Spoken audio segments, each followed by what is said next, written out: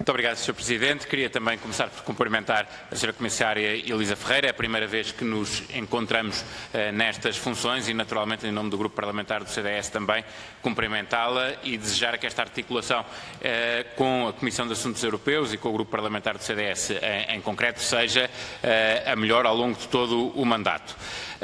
Indo ao tema em concreto, nós só temos 5 minutos, é pouco tempo para colocarmos as questões, mas é o que temos. Esta discussão tem sido feita muito contrapondo empréstimos a subvenções e, aprofundando a discussão, nós temos que ir ao ponto essencial. As subvenções têm uma grande vantagem, que é não contar para o rácio da dívida pública, mas não têm outra vantagem, que às vezes parece existir da forma como se fazem os debates, que é que esse dinheiro não tem que ser um dia reembolsado e que não há uma responsabilidade inerente ao recebimento deste montante que agora vem. E, portanto, eu acho que é importante irmos diretamente a essa contrapartida que existirá naturalmente para as subvenções. E, do ponto de vista da Comissão, a solução são os recursos próprios, o reforço dos recursos próprios através de recursos fiscais e de impostos. Não é surpreendente, a solução é sempre a mesma. Eu tinha uma curiosidade inicial sobre isso, que era perguntar à Sra. Comissária o que é feito do imposto sobre as transações financeiras. Porque durante anos nós ouvimos que essa era a grande solução para o aumento dos recursos próprios dentro da União. Eu tenho até aqui, fui buscar declarações sobre isso, as primeiras declarações que me apareceram foi exatamente da eurodeputada Elisa Ferreira, na altura, defendendo o imposto sobre as transações financeiras, dizendo que ele devia ser generalizado a todos os países da União Europeia. Numa altura que se volta a discutir esta questão dos recursos próprios, perguntar porque é que aquela que era a melhor solução desapareceu do plano. Depois, perguntar, lançar impostos não é uma coisa assim tão simples quanto isso. Como parece ser desta discussão, quer dizer, vem dinheiro, é afetado assim, assado, e depois vai ter que haver uns impostos e não há problema. Mas que impostos, e sobre isso já há algumas questões, mas quem é que vai lançar estes impostos? Vai haver uma máquina tributária em Bruxelas? Vai haver cobrança centralizada de impostos? Os impostos são cobrados ao nível nacional? São lançados pelas máquinas tributárias de cada país? As regras são iguais para todos? As regras são harmonizadas, mas não iguais para todos? Como é que todo este processo, porque o processo fiscal, isso é onde reside a soberania e reside até a natureza dos parlamentos. A natureza inicial dos parlamentos é exatamente autorizar os governos, ou autorizar os soberanos, nem sempre governos, até autorizar os soberanos a lançar impostos. E, portanto, nós não podemos ver isto como uma questão meramente instrumental. Temos que saber como é que se pretende lançar este novo regime fiscal. E depois perguntar outras coisas também relevantes sobre isso. Há uma questão que também não é de menos importância, que é a regra da unanimidade. Como é que nós vamos articular essa suposta política fiscal, e isto tudo o que eu estou a dizer é não concedendo, não quer dizer que eu concordo com ela, mas é importante perguntar a quem concorda como é que quer fazer, como é que se articula isto com a regra da unanimidade, se há ou não há aqui um pressuposto de eliminação da regra da unanimidade em matéria fiscal, porque isso significaria uma alteração substancial daquilo que é a arquitetura europeia do ponto de vista da soberania dos Estados. Não é uma matéria também de menos importância. Podemos lembrar, por exemplo, a crise da cadeira vazia ou outros momentos importantes da construção europeia para perceber a relevância daquilo que estamos a tratar e que às vezes não parece estar presente. Outras questões importantes sobre esta questão dos empréstimos necessários ao plano de recuperação. É ou não é verdade que formalmente a responsabilidade pelo reembolso destes empréstimos é dos Estados-membros? Isto é importante também ser do conhecimento público. Se a responsabilidade pelo reembolso é centralizada na União ou se a responsabilidade pelo reembolso é de cada Estado-membro. E é de cada Estado-membro, mas pode a Sra. Comissária confirmar. Outra questão importante, essa responsabilidade é solidária ou não é solidária? Porque para interpretarmos também a mutualização de dívida que está a ser feita e até uma eventual alteração de questões de soberania, é importante saber se há uma correspondência do ponto de vista de solidariedade entre Estados ou se não há essa correspondência. Depois, outra questão importante que tem a ver com a conjugação daquilo que é uma realidade da União Europeia e outra realidade da zona euro.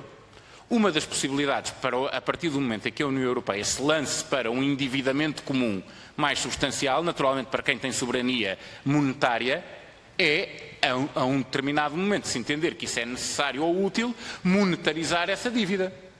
Mas na União Europeia há um problema.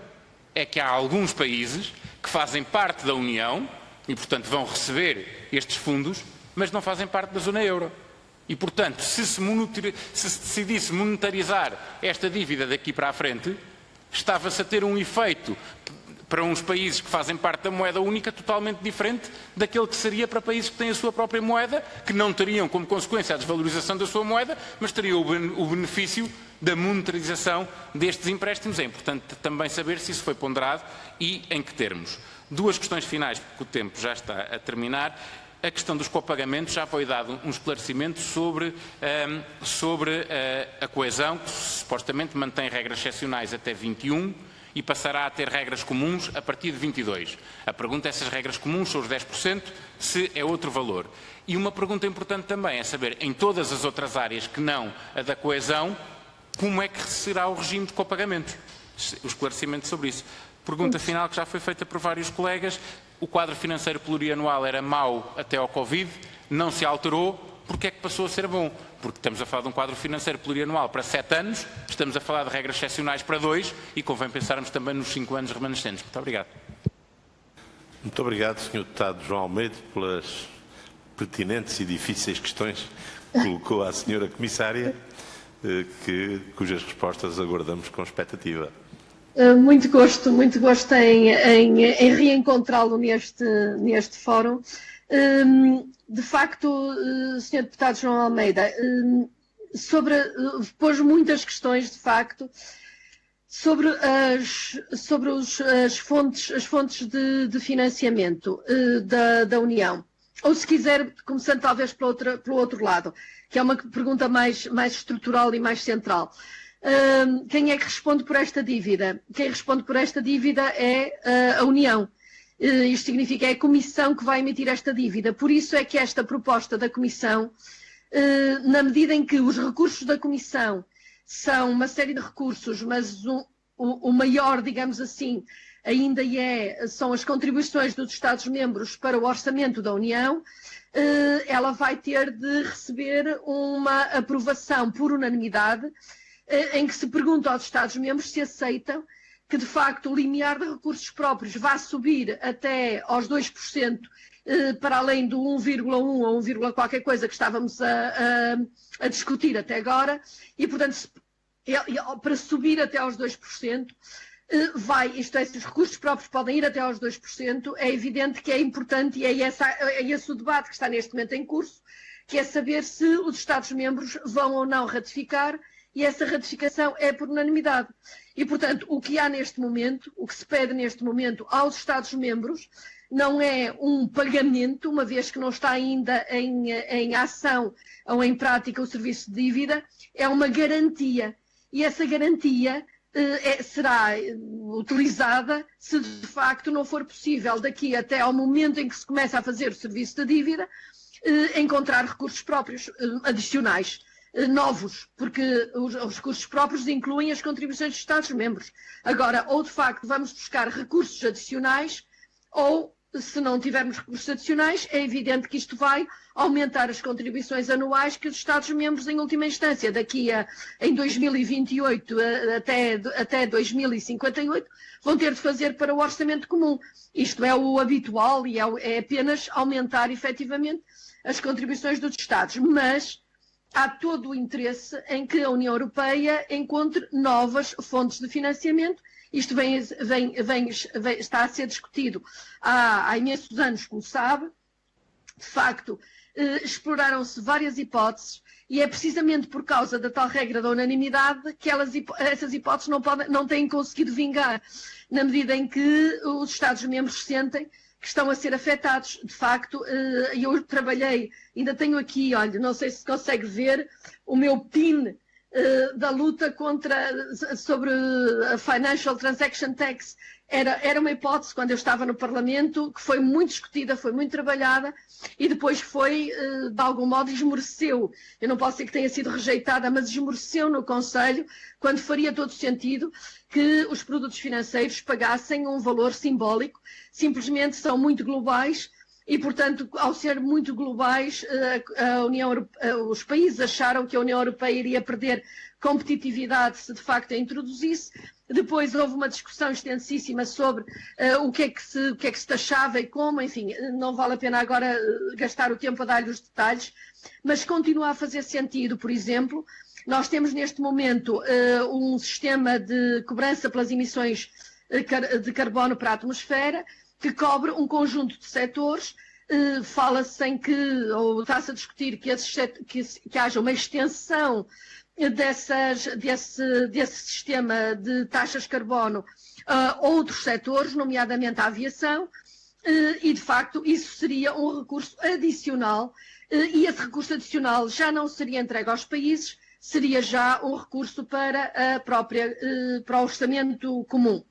Há uma barreira comum que neste momento pode surgir, que é uma barreira que corresponde ao esforço de descarbonização que a União Europeia está a fazer e que pode gerar uma barreira que não é alfandegária, ou é alfandegária, mas é, digamos, uma taxa sobre as importações, quando as importações não obedecem aos mesmos padrões ambientais que a União Europeia está a propor e está a seguir.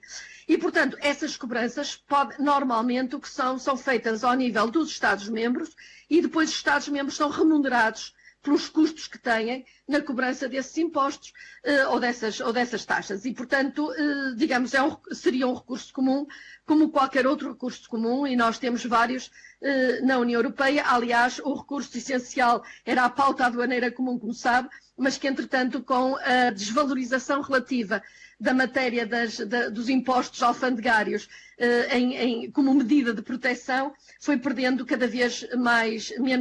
foi perdendo peso cada vez mais, e, portanto, neste momento ela contribui relativamente pouco.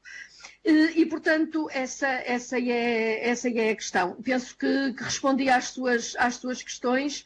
Há uma taxa sobre a utilização dos plásticos. Na maior parte dos casos, as regras são iguais.